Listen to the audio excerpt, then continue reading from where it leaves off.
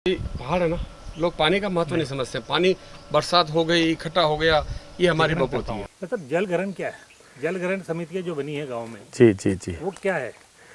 जल ग्रहण की परिभाषा समझनी पड़ेगी।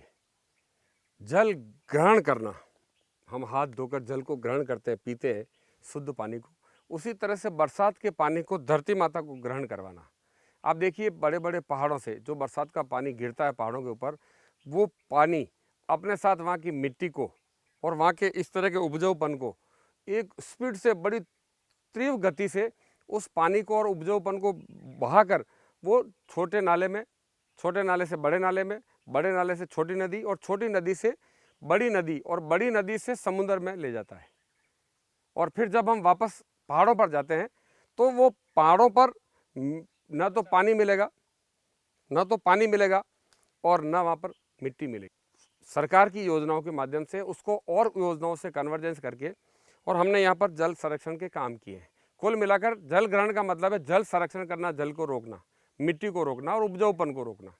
इन पेड़ों के पत्तों से जितना उपजाऊपन, खाद बन रहा है, मिट्टी बन रही है, इसको वहीं रोकना, पानी को दौड़ने नहीं देना। ये काम पिपलांत्री के लोगों ने पिछले 15 साल के लगातार प्रयासों से, आप देखिए अभी बरसातें नहीं है, बरसातें चली गई है, गर्मी शुरू हुई है।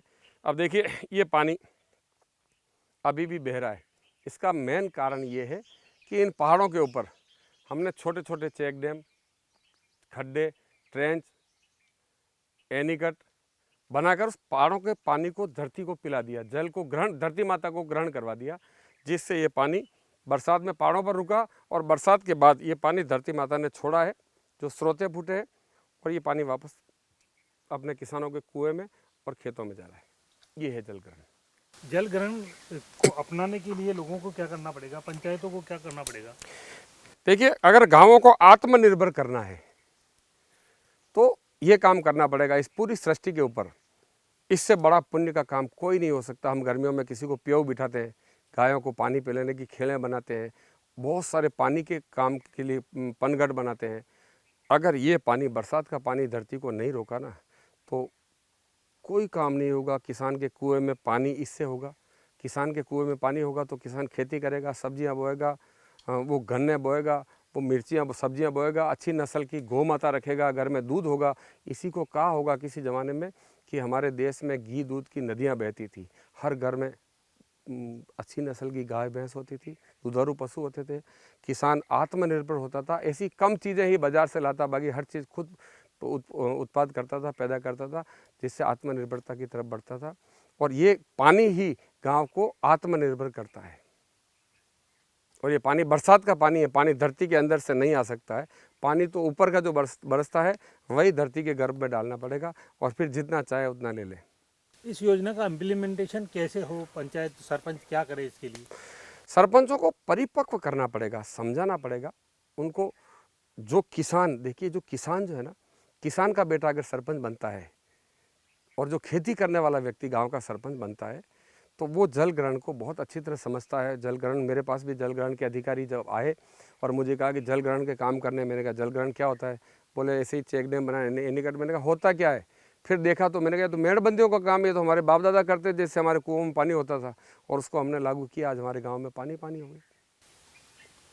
इस योजना के लिए कहाँ आवेदन करें? ये आवेदन करने की आवश्यकता नहीं पड़ती है। ये वर्षवार जहाँ पर धरती का ट्रीटमेंट हो गया, जहाँ पर पानी रोकने के काम हो गए हैं, उसके बाद अगले साल दूसरी पंचायतों को लेते हैं, फिर तीसरी पंचायतों को लेते हैं। और आवेदन करने की आवश्यकता नहीं है। आप मनरेगा में वार्षिक कार्य योजना ऐसी बना दीजिए जिससे आप गांव की पानी को गांव में रोकने के लिए चेक डैम, एनीकट, तालाब, जो पानी रोकने के स्थानीय जो भी नाम है, उस नाम से आप वार्षिक कार्य योजना में जोड़ दीजिए। फला गांव में, फला नाले में बरसात का पानी गांव में आता है, उसको वहीं रोकने के लिए हमें तालाब बनाने की आवश्यकता है, तालाब बना दीजिए। हमें एनीकट बनाने की आवश्यकता है, एनीकट बना दीजिए। हमें बंड बनाने की आवश्यकता है, वो बना दीजिए। और वो वार्षिक कार्य योजना जोड़कर नरेगा से, महात्मा गांधी रोजगार गारंटी योजना से इस काम को बहुत अच्छे से किया जा सकता है। इसमें आप बजट के बारे में बताओ। एक तो नरेगा और डोटेल जो योजनाएं हैं, कौन कौन सी उसके डोटेल करके जो पैसा मिल रहा है? एक योजना से कभी भी काम नहीं हो सकता है और एक साल काम करने से भी उसके रिजल्ट नहीं आ सकते हैं। जैसे हमने सबसे पहले ये काम अकाल राहत में किया था, काम के बदले अनाज योजना में अनाज मिलता था, उस समय हमने उसके बाद अकाल राहत के बाद हमने वाटर शेड से काम किया, जो बचा हुआ था काम उसको वाटर शेड योजना में किया। उसके बाद मनरेगा आ गई, हमने मनरेगा में किया। उसके बाद मुख्यमंत्री जल स्वावलंबन अभियान आया तो बचा हुआ काम उससे किया। बहुत सारी योजनाओं को आपस में हर समय उस योजनाओं को जोड़कर डवटेल करके कन्वर्जेंस करके इस काम को लगातार पिछले 15 सालों से कर रहे हैं। तब जाकर आज ये बरसात का पानी, जो सूखी पहाड़ियाँ थी जहाँ पानी देखने को नहीं मिलता था, आज देखिए ये अमृत हमारे गाँव के बीच में से बह रहा है और किसानों के कुएँ को तर कर रहा है और किसान खेती कर रहा है।